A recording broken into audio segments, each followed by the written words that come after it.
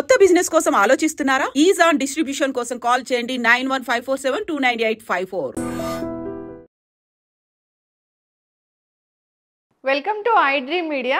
So ఇది పారిజాతం కొమ్మ, అంటే లీవ్స్ ఫ్లవర్స్ ఉన్నాయి. బేసికల్గా మనం ఫ్లవర్స్ కోయము, అది డివైన్ ప్లాంట్. అయితే ఈ పారిజాతం ఆకుల్లో చాలా రకాల ఔషధ గుణాలే ఉన్నాయి.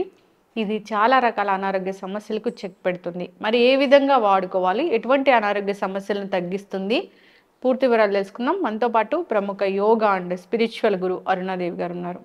మ్యామ్ నమస్తే. మ్యామ్ నమస్తే మ్యామ్.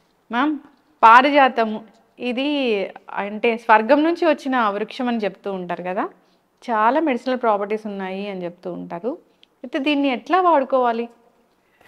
దీంట్లో ముఖ్యంగా నొప్పిని తగ్గించే గుణం ఉంటుంది. అంటే ఒక పెయిన్ కిల్లర్ లా కూడా తగ్గుతుంది. ఏదైనా విష జ్వరం అంటాం మనం, అంటే ఇప్పుడు వైరల్ ఫీవర్స్ వచ్చినప్పుడు కూడా మనకి ఈ ఆకులు టీ కషాయం లాగా తాగితే మనకి ఆ జ్వరాన్ని నుంచి వచ్చే జ్వరం కూడా, అంటే హై ఫీవర్ను కూడా తగ్గించే గుణం దీనికి ఉంది, దీని ఆకులకి. సో నొప్పులు తగ్గడానికి ముఖ్యంగా చాలామందికి, అసలు చాలామందికి అంటే అందరికీ ఒకేలాగా పనిచేస్తుందని కాదు, నొప్పులు తగ్గడానికి చాలామందికి ఈ ఆకు నీళ్ళు తాగుతూ ఉంటే మాకు మోకాళ్ళ నొప్పులు, నడుము నొప్పులు అన్నీ కూడా కంట్రోల్లో ఉంటున్నాయి అని చెప్తారు. కొంతమందికి ఇది ఇంకా స్కిన్కి అండ్ హెయిర్కి కూడా పనికొస్తుంది. హెయిర్కి బాగా దీని పారిజాతము గింజలు వస్తాయి, దీనికి నల్లటి గింజలు వస్తాయి. సో ఆ గింజలు అవి పౌడర్ చేసేసి, అంటే డాండ్రఫ్ ఉన్నప్పుడు పౌడర్ చేసి, ఆ పౌడరు మజ్జిగలో కానీ కాస్త పెరుగులో కానీ పేస్ట్లా కలిపి దానికి స్కాల్ప్కి, ముఖ్యంగా మనకి డాండ్రఫ్ కాకుండా మన స్కిన్ మీద ఎలా పొట్టు లేచి ఎలా ఉంటుందో, పుళ్ళు పడి ఎలా ఉంటుందో అలాగే తలకి కూడా ఉంటుంది అన్నమాట, స్కాల్ప్కి. దానికి ఈ గింజలు బాగా పనిచేస్తాయి. ఈ ఆకులు మాత్రం ఇవి ఆకులు ఉన్నాయనుకోండి, ఈ సైజు ఆకులు అయితే ఒక 4 ఆకులు, ఈ పెద్ద సైజు ఉంది కదా, ఈ సైజు ఆకులు అయితే 2-3 ఆకులు చాలు. ఈ సైజు 2-3 ఆకులు చాలు. పొద్దున్నే ఖాళీ కడుపుతో ఈ కడిగేసుకుని రెండు ముక్కల కింద ఎలా తెంచి ఒక గ్లాస్ నీళ్ళు వేసి 3 to 4 minutes మరగబెట్టి, తర్వాత దాని మీద ప్లేట్ పెట్టేసి 1 నిమిషం అలా వదిలేసి, తర్వాత వడపోసుకుని ఏమీ కలుపుకోకుండా, దాంట్లో అంటే తేనె అని లేకపోతే నిమ్మరసం అని అలా కలుపుకోకుండా డైరెక్ట్గా ఆ హెర్బల్ టీ లాగా కనుక తాగితే ముఖ్యంగా పెయిన్స్ బాగా తగ్గుతాయి. ఈవెన్ ఒళ్ళు నొప్పులు ఉన్నా, ఊరికే బాడీ అంతా మజిల్ పెయిన్ ఉందండి, ఒళ్ళంతా నొప్పులుగా ఉంటున్నాయి అన్న వాళ్ళకు కూడా మంచి రిజల్ట్ ఉంటుంది. మోకాళ్ళ నొప్పులకు కూడా బాగా పనిచేస్తుంది. అలాగే ఫీవర్ వచ్చింది అనుకోండి, బాగా హై ఫీవర్ ఉంది, ఫీవర్ కంట్రోల్ కావట్లేదు, అలాంటప్పుడు ఈ ఆకుల్ని ఒక 4 ఆకులు తీసుకుని ఒక గ్లాస్ నీళ్ళు ఒక పావు గ్లాస్ అయ్యే వరకు, కనీసం 25%, అంటే మరీ హాఫ్ అవ్వకుండా ఒక 3 నిమిషాలు, అంటే అది ఒక 6 నిమిషాలు అలా మరిగిస్తే సరిపోతుంది అన్నమాట. మరిగించి అప్పుడు ఆ నీళ్ళు కొంచెం వేడిగా ఉన్నప్పుడు తాగితే చాలా ఆ జ్వరాన్ని నుంచి వచ్చిన నొప్పులు, ఆ హై ఫీవర్ కూడా కంట్రోల్ అవుతుంది. ఓకే, ఒక 4-5 రోజులు తాగి తగ్గిన తర్వాత మానేయచ్చు అది. కానీ నొప్పులు ఉన్నవాళ్ళు, మోకాళ్ళ నొప్పులు ఉన్నవాళ్ళు, వీళ్ళు ఏం చేయాలంటే కనీసం రెగ్యులర్గా ఒక 40 రోజులన్నా తాగాలి, దీని రిజల్ట్ కనపడాలంటే. తాగితే చాలా వరకు కంట్రోల్లోకి వస్తాయి. ఓన్లీ ఈ ఆకులు మాత్రమే ఉపయోగపడతాయా? ఫ్లవర్స్ కూడా ఫ్లవర్స్ మీరు చూడండి, అవి చాలా చాలా సున్నితంగా ఉంటాయి. పారిజాతం అని అంటే చాలా డెలికేట్గా ఉంటాయి ఇవి. అసలు ఈ పువ్వులు అసలు రాలిపోతాయి. మీరు పొద్దున్నే వెళ్ళేసరికి నేను కొన్ని తెచ్చుకున్నాను కింద నుంచి, కానీ అసలు వాడిపోయినాయి, అప్పుడే వాడిపోయినాయి. ఎందుకంటే అది ఎండ వచ్చింది అని అంటే ఇంకా ఆ పువ్వులు మనకి ఉండవు, వాడిపోతాయి.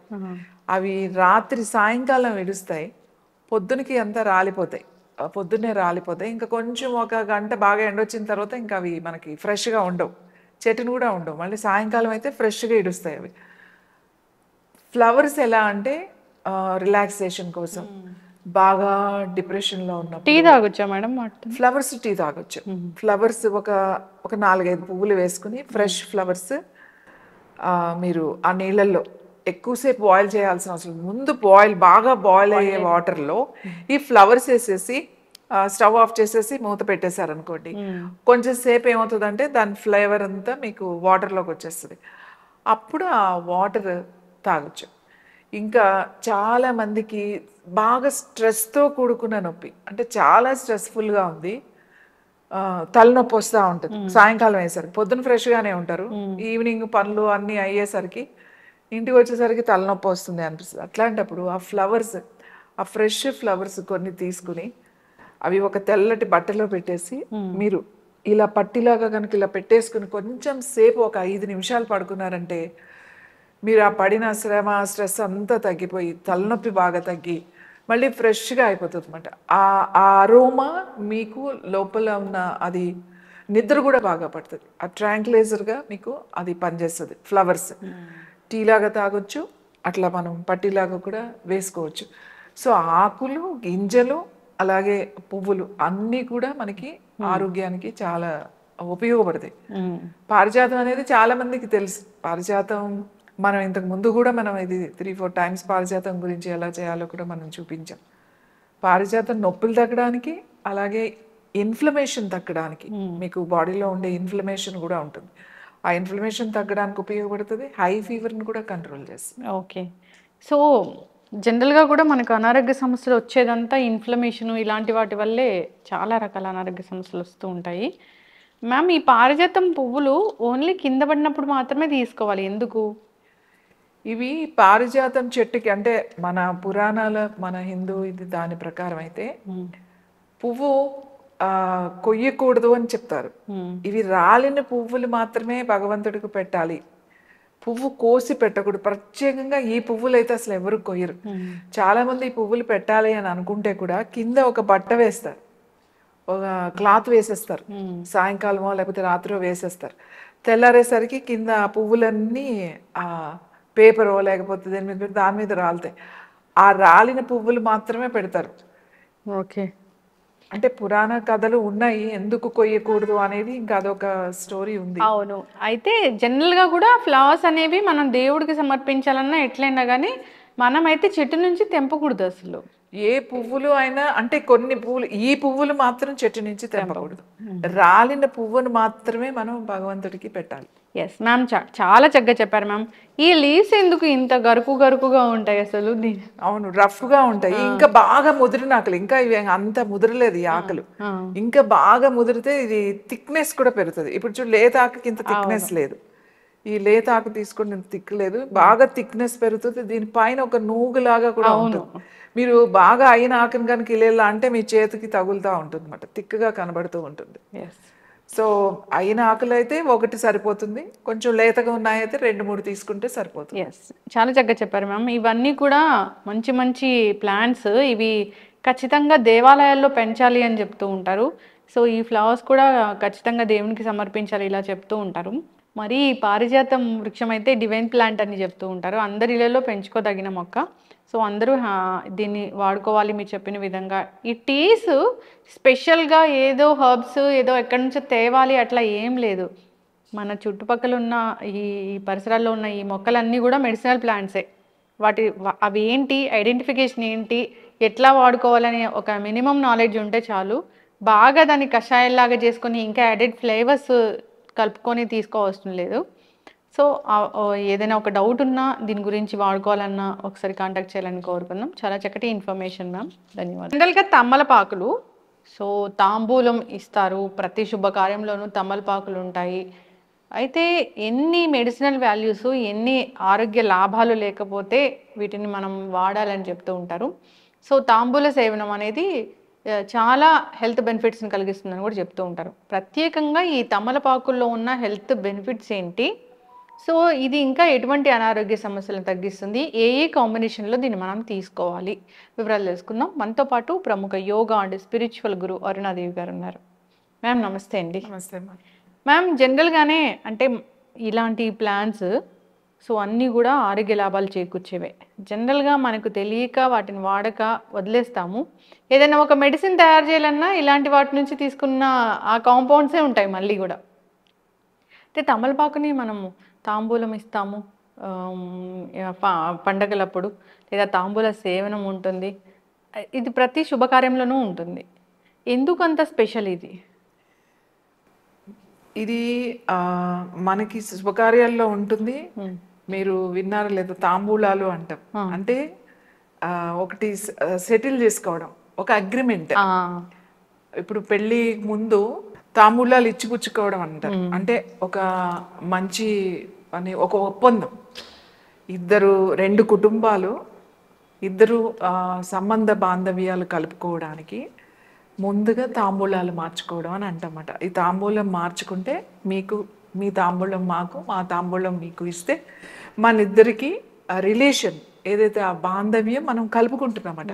నేను మిమ్మల్ని కలుపుకోవాలి నా కుటుంబంలో అని అనుకుంటే నేను ఈ తాంబూలం దీనికి ఒక వక్క చేర్చి మీకు ఇచ్చాను అని అంటే, మిమ్మల్ని అది మీకు ఇచ్చాను అని అంటే మీరు నా కుటుంబంలోకి మిమ్మల్ని ఆహ్వానిస్తున్నట్టు, అలాగే మీరు నాకు ఇస్తే నన్ను కూడా మీరు ఆహ్వానిస్తున్నట్టు ప్రాముఖ్యత తాంబూలం. అలానే ఇంతకు ముందు ఇక్కడ బిజినెస్ చేయడానికి వచ్చిన వాళ్ళు, బ్రిటిషర్స్ కానీ వాళ్ళు కానీ ఎవరైనా సరే, మనకు ఒక పద్ధతి ఉండేది. ఏంటి అని అంటే, బిజినెస్ చేసేటప్పుడు మీతో బిజినెస్ చేయడానికి నేను ఒప్పందం చేసుకున్నాను, కలిసి పని చేయడానికి. అప్పుడు కూడా ఫస్ట్ తాంబూలమే ఇచ్చేవాళ్ళు.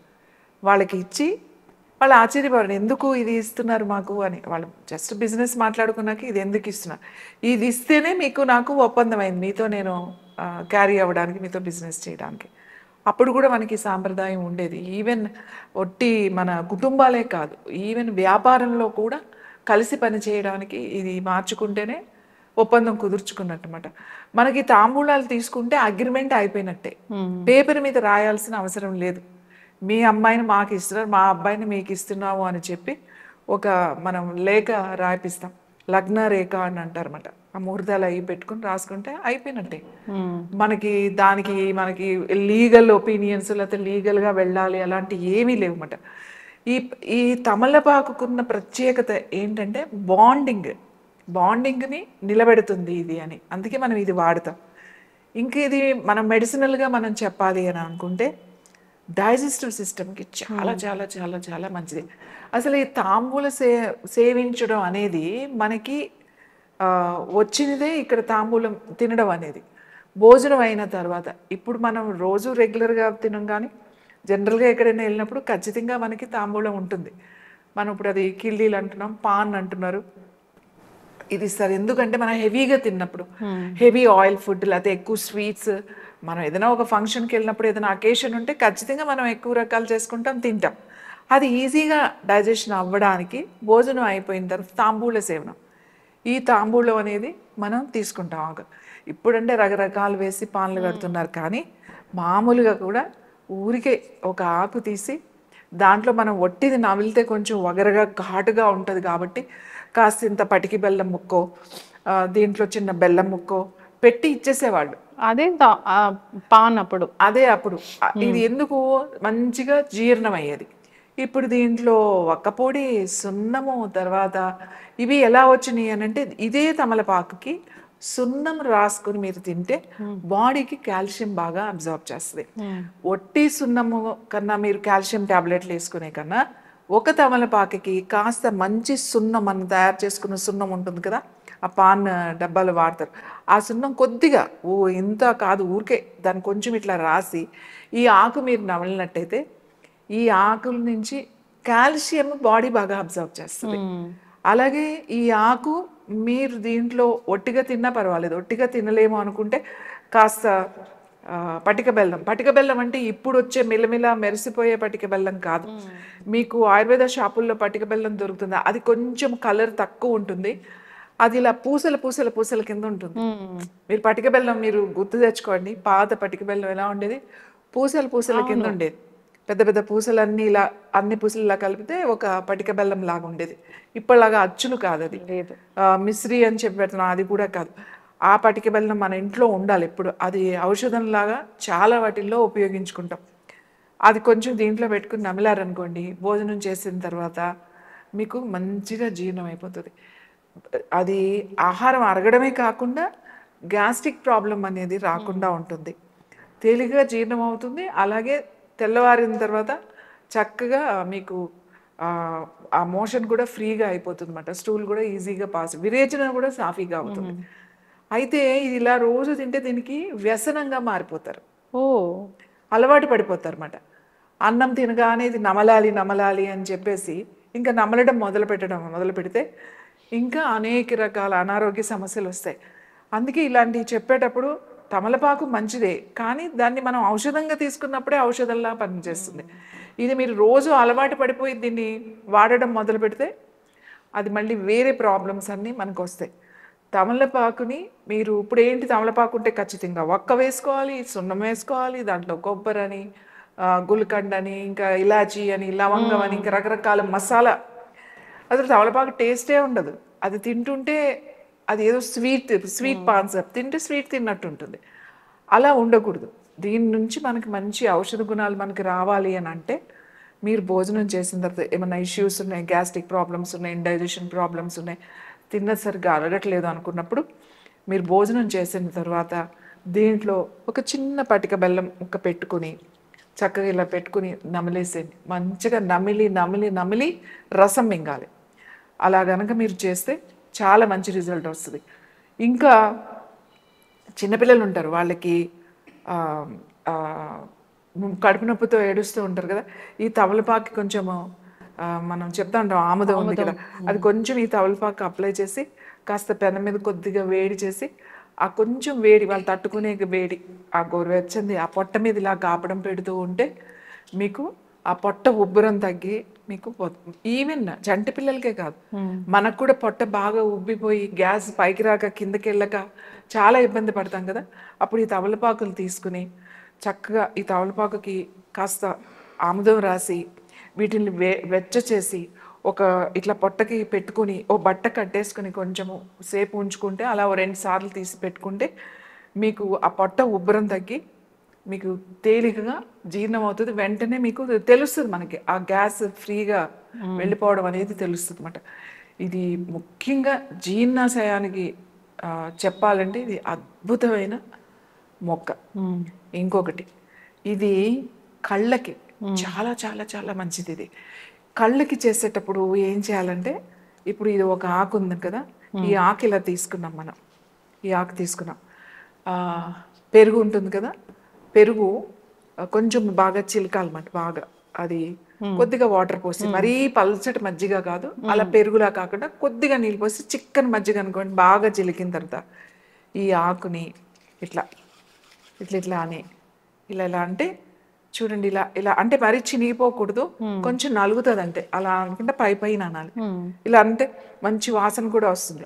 సో అప్పుడు దీన్ని ఇలా వేసేసేయండి, దేంట్లో ఆ పెరుగు దాంట్లో వేసేసి ఆ మజ్జిగ దాంట్లో వేసేసేయండి. అట్లా ఈ ఒక 2 కళ్ళకు కావాలంటే 2, 4 కావాలంటే 4, అలా మనకి ఎంతమంది ఉంటే 3 ఉంటే 6 అట్లా వేసేసుకుని మూత పెట్టేసి అవన్నీ మునిగే వరకు దాంట్లో వేసేసి మూత పెట్టేసి వదిలేసేయండి. ఒక అరగంట అలా వదిలేసిన తర్వాత, లేదా రాత్రి కూడా పెట్టేసుకోవచ్చు, అట్లా వదిలేసేయచ్చు. వదిలిన తర్వాత ఆ మజ్జిగ ఉంటుంది కొంచెం, దాన్ని చక్కగా ఇట్లా పెట్టి దాన్ని ఇట్లా కళ్ళ మీద ఇలా ఇట్లా 2 కళ్ళ మీద వేసేసుకుని ఏదైనా బట్ట పెట్టేసి పడుకోండి. ఒక ½ an hour చాలా, ఎక్కువసేపు అక్కలే, 20 to 30 minutes పడుకొని తీసి చూడండి, మీ కళ్ళల్లో ఉన్న వేడి పోతుంది. తర్వాత కళ్ళు మీకు సైట్ వస్తుంది, నాకు మబ్బుగా ఉంది, బూదరగా ఉంది, మాకు కనబడట్లేదు అని మసకగా అంటారు కదా, వాళ్ళందరికీ తమలపాకు చాలా బాగా పనిచేస్తుంది.